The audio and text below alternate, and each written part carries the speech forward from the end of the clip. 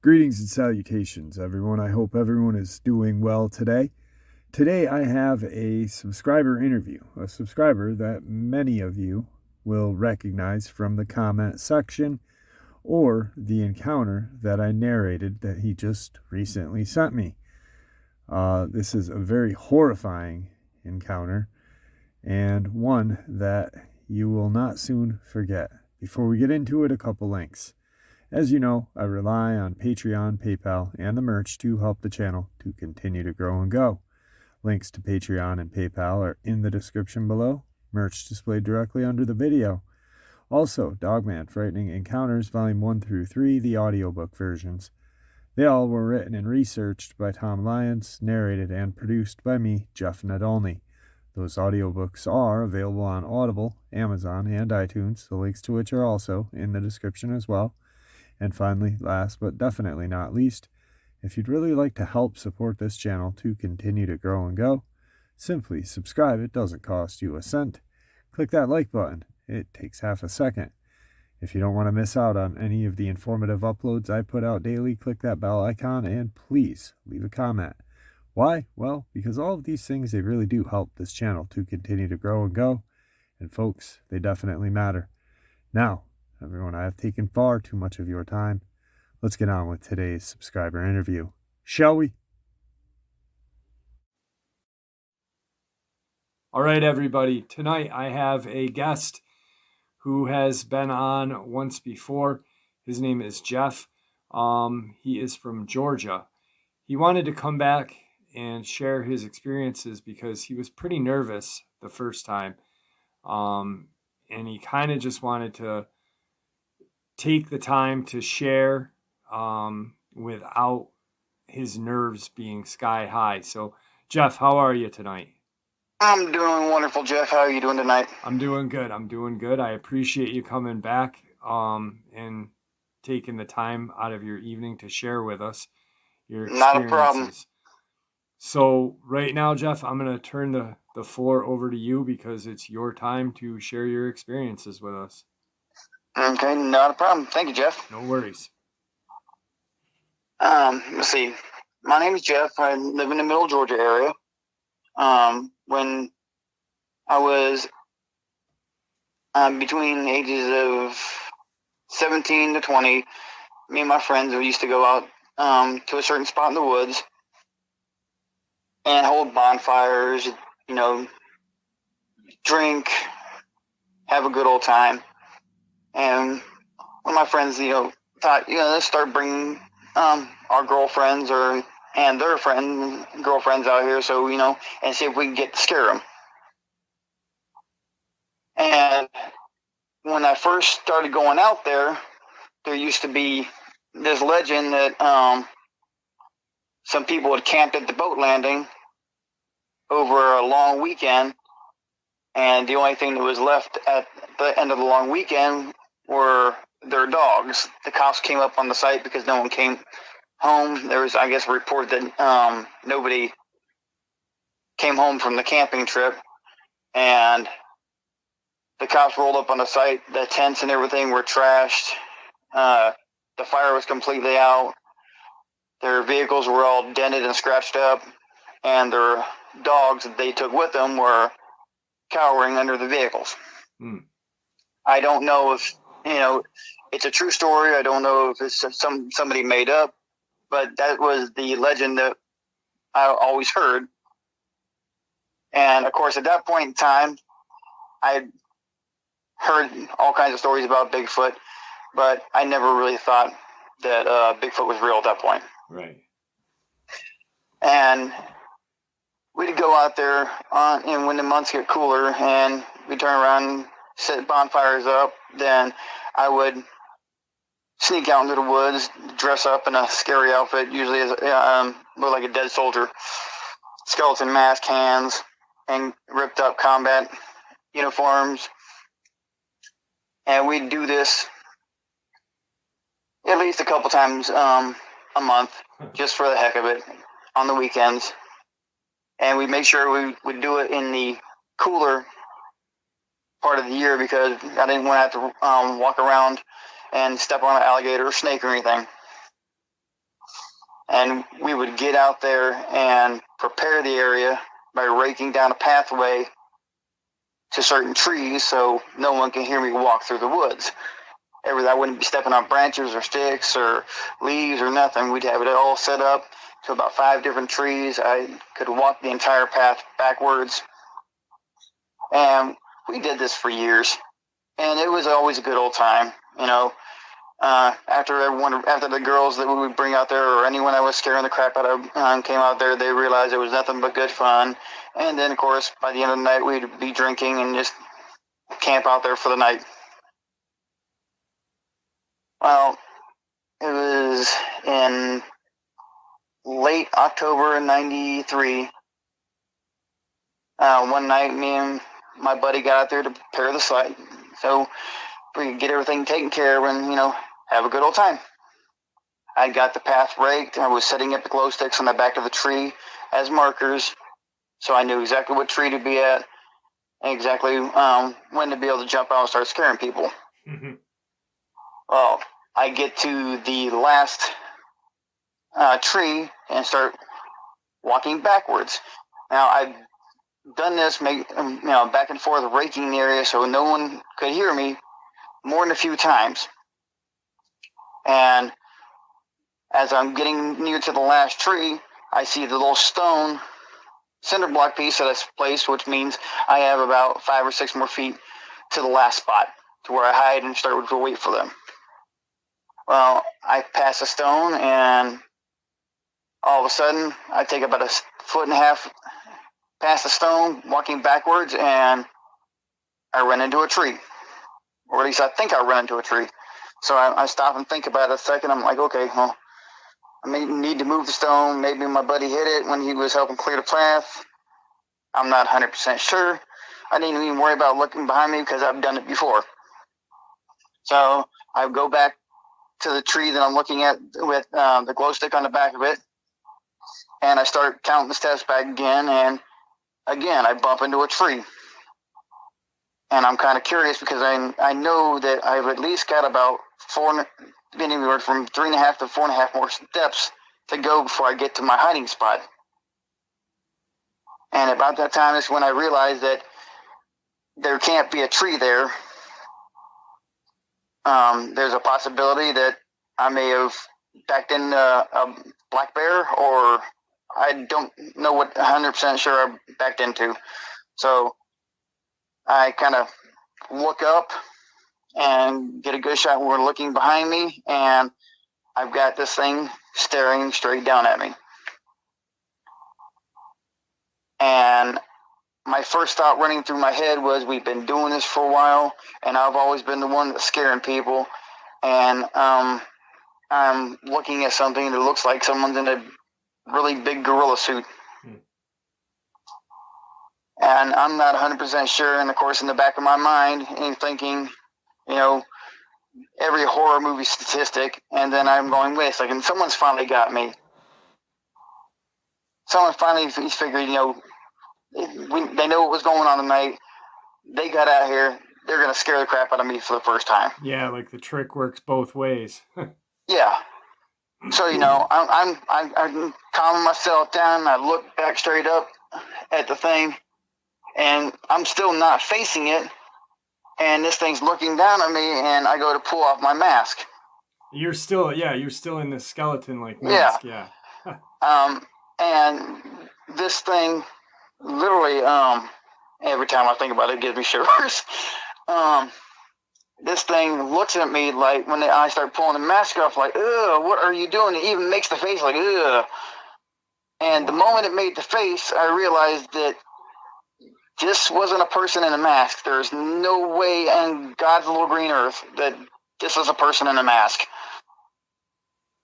And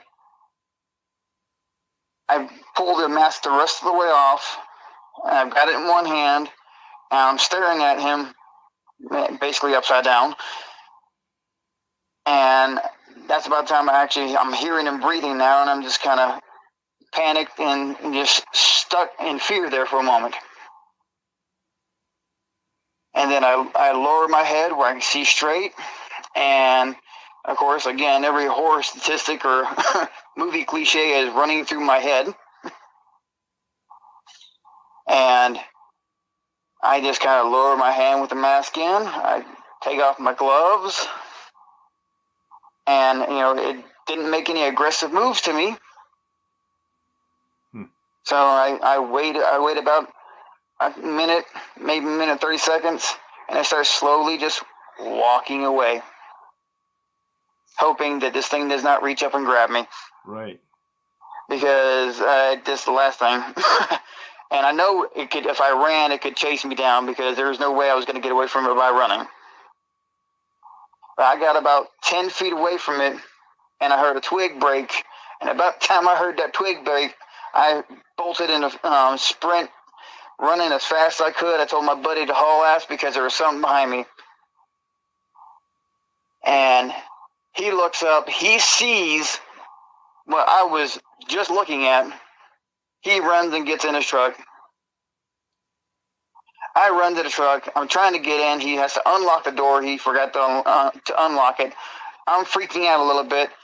We've got to go down and turn around at the boat ramp, so we've got to come back past the area where this thing is sitting. It didn't chase me. We didn't see it on the way out. My heart was racing 90 to nothing. And that's all we could talk about on the way home. He's like, well, what the hell was that? I'm like, I'm not sure what the hell that was. I just described what I thought it looked like and realized as I'm talking about it, I had dropped my mask and my gloves in the woods. And, of course, he's like, you want to go back from him? I'm like, no, I don't want to go back from him. He can keep it. I'm done. No, go home. Yeah, absolutely. But I get back to my house at night, and I'm trying to make sure I calm down because last thing I want is my parents asking me questions about what's going on. Why do I look like I just seen a ghost, So I walk in the house. And then I walk in the house. My dad's watching TV in the living room, and he gets this funny look on his face, and he looks at me, and without much of a facial expression, he goes, "You've seen one." I'm like, "Seen one what?" He goes, "You know what I mean." He goes, "You smell like one of those things." He goes, "You've seen one." And I'm like, I said, "What do you think I saw?" Yeah. He goes, "Hold on." So we went outside to the garage, and he goes, "You saw a Bigfoot." I'm like, "Yeah, I'm guessing that's what I saw." I'm still, I'm a little bit in shock at that point. Right, yeah. He goes, "I don't care. Strip your ass down all the way. You smell horrible, and burn those clothes. Go take a shower, burn those clothes, including the shoes." I'm like, "Well, why?" He goes, "Just do as I told." So I stripped down, put everything into a metal trash can, and I went to take a shower, and my dad burned everything. Very smart man. Yeah.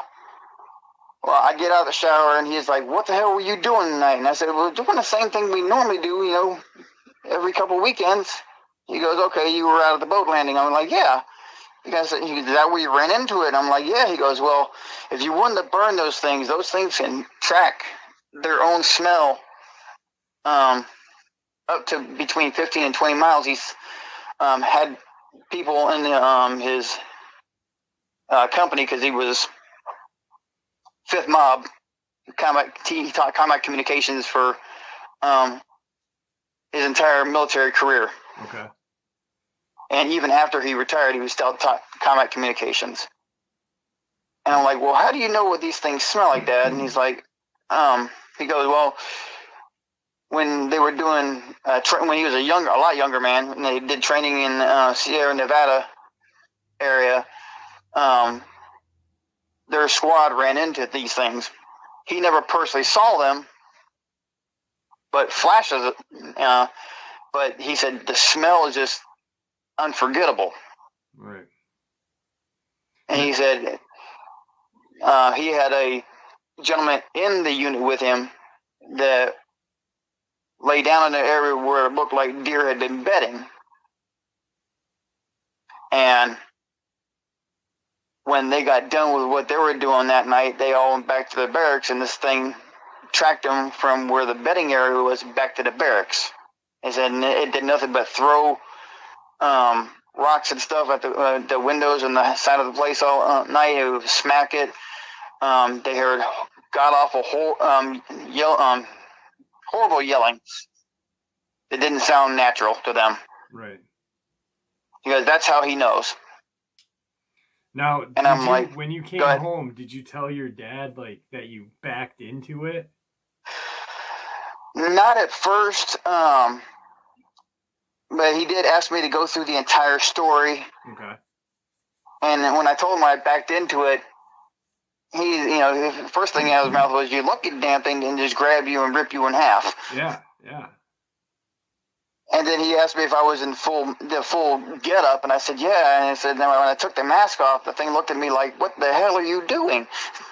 Yeah, that's crazy. And it actually made the face like, what is this? What is he doing? Yeah. What is this thing doing?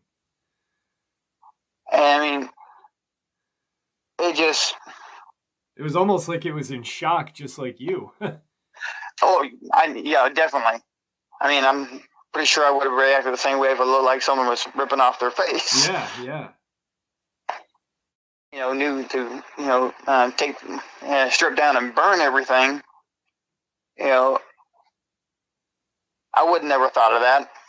Hell, up until that night, all I thought Bigfoot was nothing more than a folk tale or lore. Right. Yeah, absolutely. I never gave it a second thought at that point, up until that day. Wow, that's crazy. That is absolutely insane. That, just the fact that you backed into it and had such a close encounter, and that you could see its face contort to when you were, react to what you were doing, on top of going home and having, that surprise. Your dad springs this on you that he knows what they are. He knows what it smells like. And I mean, that must have been a very, very mentally struggling evening for you. Yeah. And my dad literally, he literally had the front seat pulled out of his van and changed out, because that's what I drove home from my friend's house was, of course, the front seat of his minivan at that point, in time, and he literally had the front seat completely removed and replaced. Wow. That is insane. So you've had a couple of other encounters after this as well? Well, the Dogman encounter I had would actually be considered well before. Okay. Because I was between 17 and 19. My Dogman encounter happened when I was 14, and literally, I honestly thought it was a dream up until I had my encounter with Sasquatch. Right. But me and my friends were out late, way past curfew, and as we're going, back, I'm stopping at all my friends' house so they can turn around and leave, and of course, I'm the very last one, and of course, it's anywhere from 2 to 3 in the morning, and I turn around the corner, and as I'm turning the corner, I see a cop car coming. Of course, he got me with his headlights, and instead of having my parents woke up, I bolted into the section of woods that we had right in the middle of town. Nowadays, it's a neighborhood. Okay. And I bolted as deep into the woods as I could. It was kind of an overcast night. It was full moon. And I'm just walking, and of course, I saw the floodlights from the car peering into the woods, so I knew a path that goes by a cemetery. And I'm just like, I'm just going to go as far as I can, make sure I don't get caught. I'm good. And of course, as I'm walking in these woods, I can hear something walking behind me. So I got a little flashlight on me. This is before, flashlights on a cell phone. Right. I'm looking around. I can't see anything. So I just turn around, pick up my pace some more, and I keep on hearing something. It's either behind me or it's off to the right of me. I begin to think, possibly maybe one of the cops came into the woods and they're following me. Because at this point, I still see nothing. Right, and that's a logical explanation. I mean, what else are you gonna think at that point? Yeah. But I come to an area where there's a section of trees that just opened up on the inside of the woods, and you see the moon coming out from under the clouds. And I'm just like, okay, well, I get a bit of moonlight, and I hear something behind me still, and I manage to look behind me and take a look, and I get this silhouette, what looks like just a really big dog. And at that point in time, my neighborhood, we had 3 stray German Shepherds that people just abandoned. Very sweet dogs, but you couldn't, they're always out there one way or the other. Right. So I figured, okay, that's got to be one of those German Shepherds. And I'm walking down. I see the second entrance to be able to get out of the woods. And I start to walk to try to get out the woods, and I still see the silhouette of this dog behind me. And then I see another cop car at that section of the woods, and they're scanning the tree lines with their floodlights. So I move a little deeper into the woods as fast as I can so I don't get seen, to go out at the third entrance and just haul butt as fast as I can.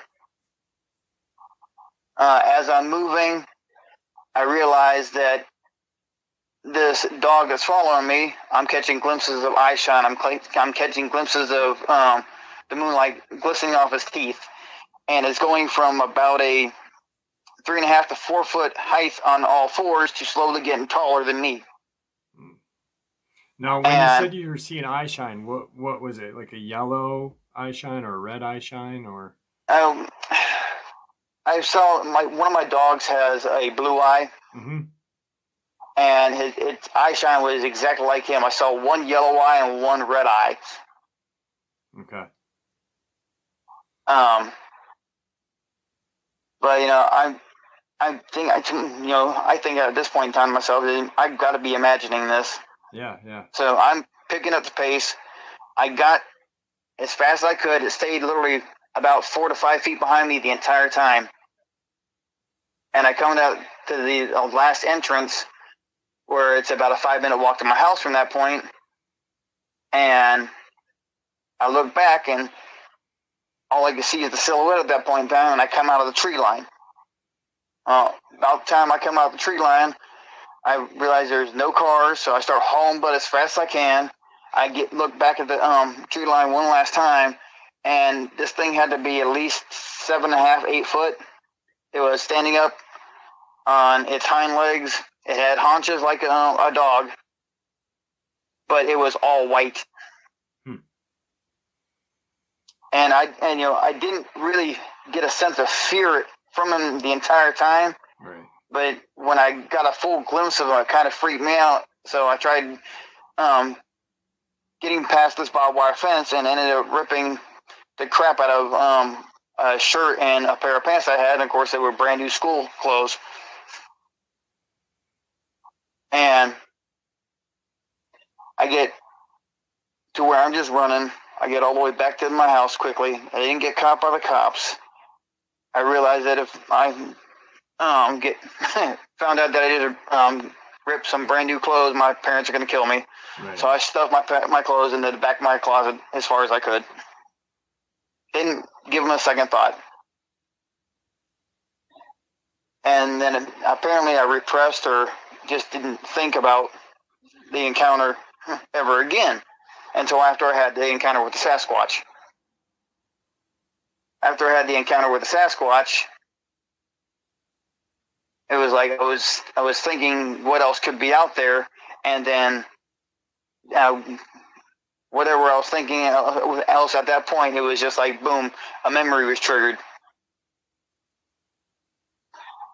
And it started kind of weirding me out, freaking me out that, did this really happen? I'm not 100% sure if it really happened, but why would I remember this? Yeah. I mean, at that point, you don't believe in these things. You don't, you're thinking, hey, it's a myth, a lore. You don't, not at that point of time back in the early 90s, no one was talking about Dogman. It was, the only thing in the woods was like Bigfoots or whatever, so yeah. And crazy. Of course, it's weird because after the encounter with the Bigfoot, my mom was just running around doing an entire spring cleaning thing. And she's going from room to room, getting old clothes that don't fit anymore, getting trash or anything that doesn't belong in there.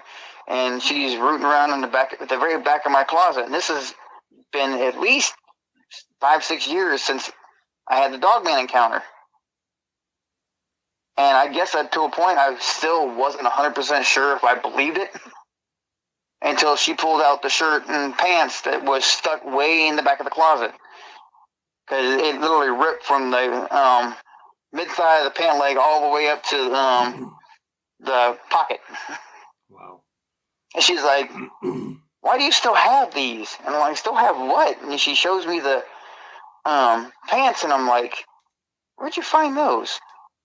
She goes, in the back of your closet with all the rest of the trash. I'm getting all this stuff out of here, like I told you to a month ago. I'm like, okay.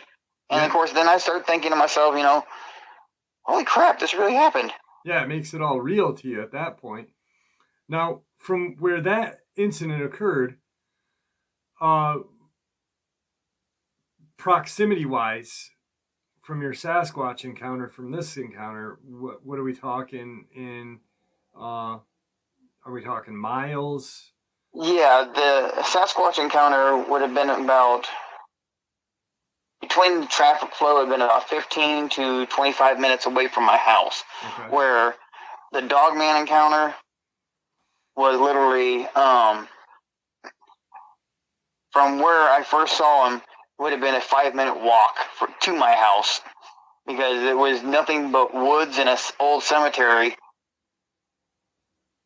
And now that entire section of woods is, on the outside of it, is there's a couple convenience stores and I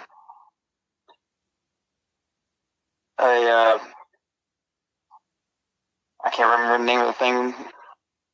Kind of like an animal shelter, and then the rest of it has been turned into houses. It's weird to be able to go out that area and find out that there's houses there now.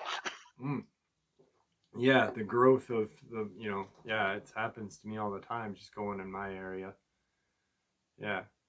So, I mean, that's pretty insane that it just right after you have your Sasquatch encounter, you then put things together that, holy cow, there's something else out there besides what I saw this night and my dad made me burn my clothes. Yeah. That's definitely... And, good. No, I was just going to say that definitely wakes you up and kind of makes you question everything at that point. Oh, yeah. And it's weird that, I would repress something like the Dogman thing because, I don't know, it was an entirely different vibe compared to seeing that than compared to seeing the Sasquatch. But, I didn't back into the Dogman. Yeah, good thing. All it did was follow me. Yeah, that's terrifying. Now, I know you've got, this is not the same area that you were talking to me prior to, that you'd just seen something just recently.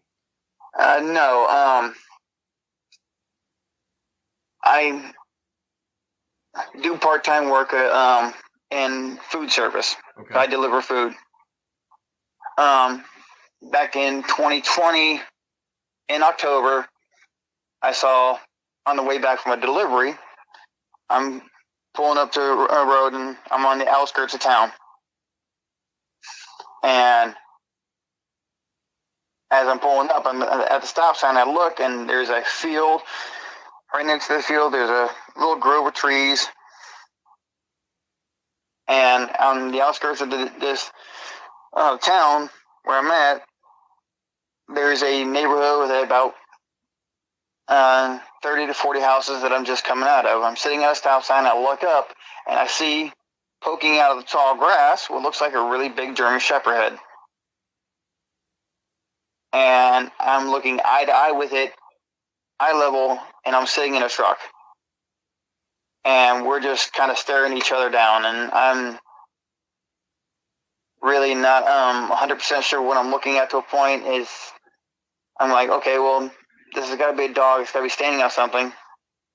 And then I'm realizing that it can't be standing on something because it's too, and unless there's a hill or a little mound or something there, he's looking me dead in my eyes at eye level.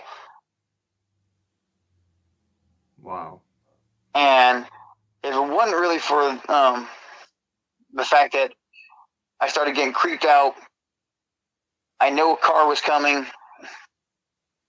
I just kind of slowly pulled out and then hauled ass as fast as I could. Right. Yeah. The next day, I came back to the area during the day about noon just to see if I could see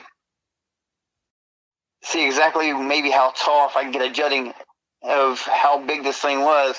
And it literally, when you go off the roadside, it literally drops down anywhere from half a foot to a foot and a half down. Okay. So even if it was on all fours, it's still huge. Or if it's standing in a lower section, it's obviously huge because it's seeing you eye to eye while you're in a truck. Yeah. Huh. And yeah, I'm like, holy crap, this thing was big. And of course, I didn't see it again until last month. Okay. And I'm coming back from my delivery, heading back to my store, and I see the damn thing again, except I can literally see half of its body because the tall grass had been cut recently all the way down, but it was still sitting in the little grove of trees. And I don't know if it was the same one. It looked like it could have been the same one. Right. I don't know 100% sure. Was it I wasn't going to get out and ask him. Yeah. Could you see it standing on 2 or was it standing on 4? Could you make that out? Yeah, it looked like it was standing on 2 because it was still seeing me eye to eye. And it was looking like directly at you like before. Yeah. Wow. Okay. Huh. And at that point in time, I hit my high beams and then hauled butt as fast as I could. Yeah, absolutely. Why wouldn't you? And I mean, it's just things like that make me nervous because the neighborhood is got a lot of children in it, a lot of pets, and it's weird that I know that they're closer to the edge of town, and there are a lot of woods out, and of course you got the Old River and everything in the area, and it's I wouldn't think they would be that close to a neighborhood that size. Right. Yeah, I mean, but like you said, there's a river, and you and I had talked about this, and about it possibly being the same one. And yeah. I they are nomadic, but it's in a field. There's obviously some sort of shelter for it to be around. There's water. There's wildlife for it to hunt. So maybe, just maybe, it is the same one and it's comfortable where it's at, which is scary. Like you said, there's kids, pets, families, and knowing what knowing what you've seen, it definitely must be kind of struggling in your head, like, what the heck, should I tell somebody? And I'd feel the same way. Yeah. Now, you said this is on the outskirts of your town, so is this going close to where you had your Sasquatch encounter, or no? Yes, this would actually be from that point. It would probably be maybe about a 10-minute drive to where I had the Sasquatch encounter. Okay. Huh. Yeah, I mean, it's definitely, it possibly could, like I said, it may very well be the same one. Because it's unless it's like a traveling pathway or an area for it to run through. But it's really strange that you'd see this almost the same one looking at you in the same area. So to me, just, and I'm not an expert in any shape or form, but to me, it seems like it probably may be the same one, and it's just comfortable where it's at. It's got what it needs, and it's not harming anybody yet. Hopefully not. Yeah. But yeah, it's definitely a conflict, and I can see where you're coming from with the families and stuff. It's terrifying. So, and it's crazy too, because it's not very far from either or encounters, I'm guessing. So probably, what if it's 10 minutes both ways from your Dogman encounter to your Bigfoot encounter, right? Yeah, it's 10 minutes away from where I had the encounter with the Bigfoot, which would make it about a 15-minute drive to where I'm living now. Right. Right. Now, are there woods? Because where you said you saw the first one, there's houses and stuff that are stores and stuff. Yeah. Is the cemetery still there? The cemetery is still there, yes. Okay, good. It's been expanded, and it's a pretty big cemetery now. All right. Now, are there woods around that? Is there any? Because just a thought, but I'm wondering if maybe this thing that saw you in the very beginning, maybe it's the same one from back in the day, and it's just staying in this area. Would there be a way of that, if it was the same one, to travel? No, I don't think it would be the same one because now you've got Walmart, Lowe's, Home Depot, and everything that's all around, and houses around the cemetery now. No, but prior to that, was there woods all throughout that area? At one point, there was a good portion of woods that was there, but that was still put. Even that section of woods that was there,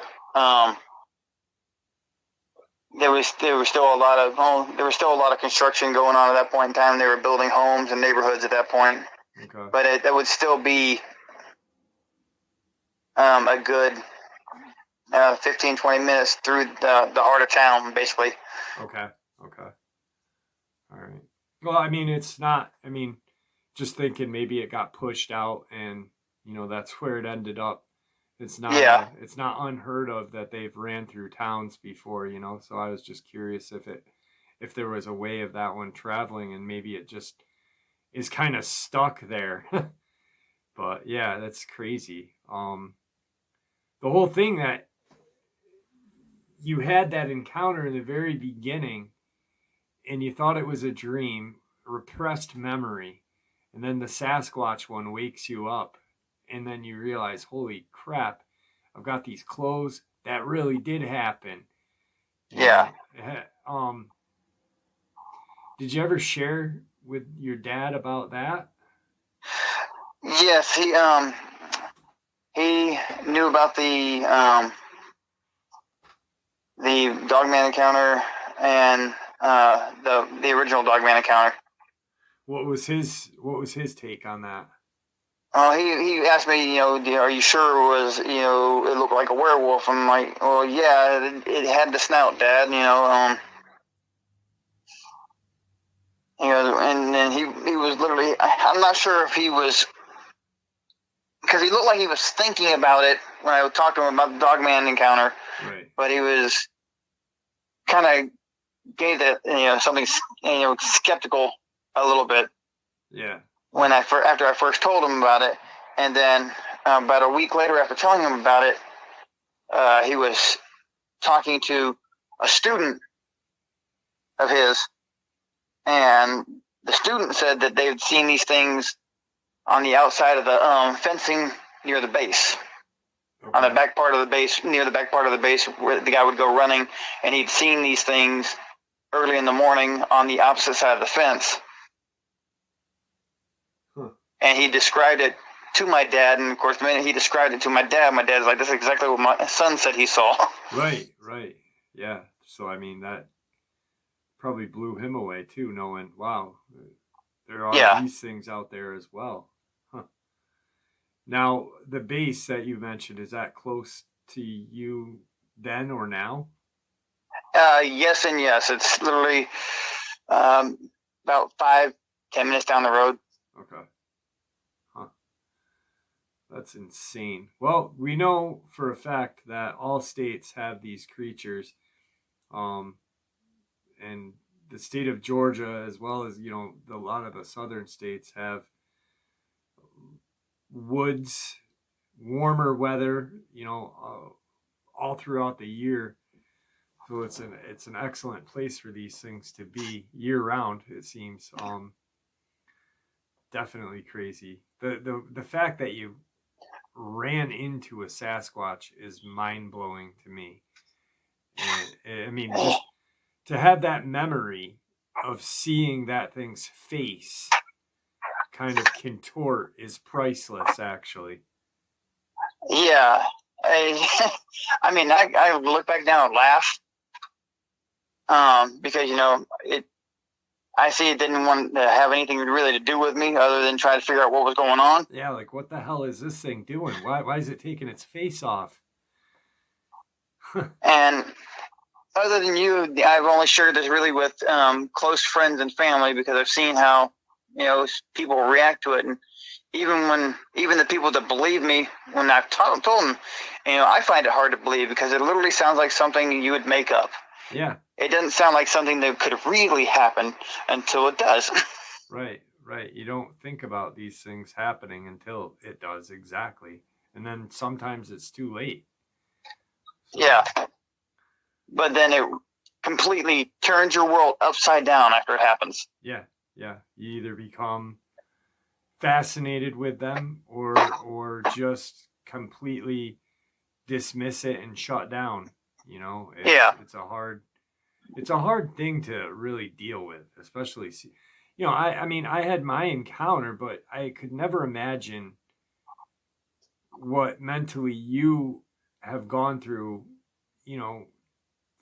finding out that you had a suppressed memory of one of these things when you were younger, only to have it come out when you ran into the Sasquatch, and then years later seeing something very similar to your first encounter twice in the same spot. I mean, it's very hard to bottle all that up in your head, I can imagine. Oh yeah. That's crazy. I'm glad you shared it with us. I really am. I appreciate it. Well, I appreciate your channel, Jim, and I appreciate you, because I've listened over the last 4 years. My family's gone through a lot of rough ups and downs, and of course I found your channel at that point, and I've been a faithful follower and listener for the last 4 years. Yeah. And I think before I shared the encounter with you the first time, my wife was like, "Are you going to ever share the encounter with anyone else?" And I'm like, "Well, there's only 2 people I would share the encounter with, and that would be you or Dark Waters." Right. Because I've heard other people share the encounters, and while they might be entertaining, I've seen them and change things in the stories for their own benefit to try to build up their channels. Right. And where you and DW turn around and go straight with, you let the people tell their side of the story and everything, and you don't judge, you support everyone, and that's why I came to you first with it. Yeah, I appreciate that. And like I said in the beginning, it's your platform right now to share your encounter. I might stop and ask a question just for my information, or to, if I think it may be pertinent for someone else to understand it. But I don't think coaching is a necessity when someone's sharing their encounter. I wasn't there, so I shouldn't have any say in how you share your encounter. And that's, you guys are what makes this channel. I just have a platform for you guys to share it with. And it's almost like a therapy session, for everybody, to listen to it. You sharing your encounter might help someone come on and share their encounter, or just deal with it better than, what before, at least they know, hey, this guy saw something. Wow. I don't want to share my encounter, but I know I'm not alone. So I think that's great. Well, we're coming up on time. Is there anything that you'd like to say before we end the interview? Just the fact that I appreciate what you do for everything, and I love the channel to begin with. I appreciate that. I really do. I have been out to the spot where I've seen the Sasquatch.